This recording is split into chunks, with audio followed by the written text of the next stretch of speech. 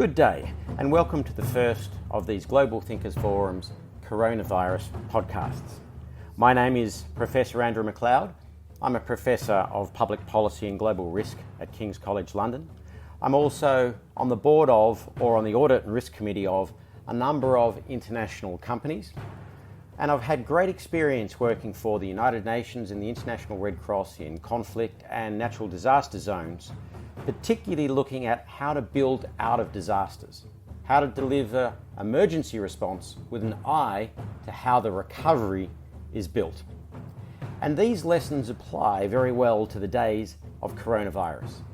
The way we batten down our hatches to be able to survive this virus will directly impact on the way we recover.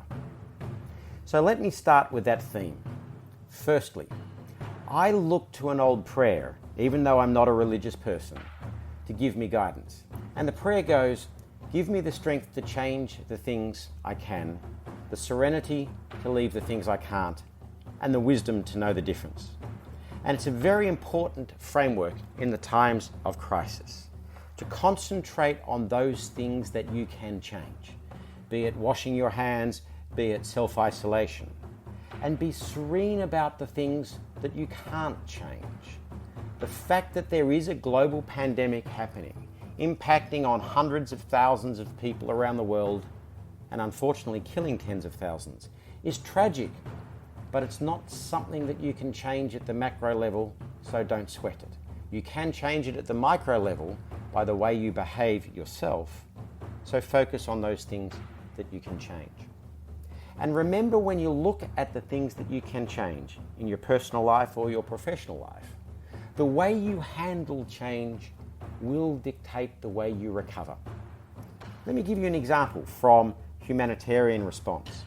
If you have an urban centre impacted by an earthquake, for example, and you need to put in an emergency water supply system for the population, you use 7-inch pipes.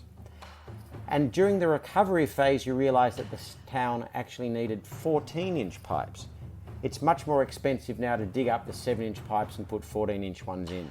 You would have been better to put the 14-inch pipes in at the emergency phase. Even though they were too big for the emergency phase, they were there for the recovery.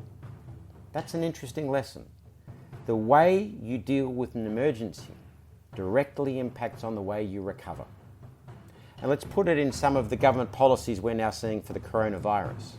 The British government is giving 80% of employees' salaries up to a maximum of £2,500 if a company will furlough the staff.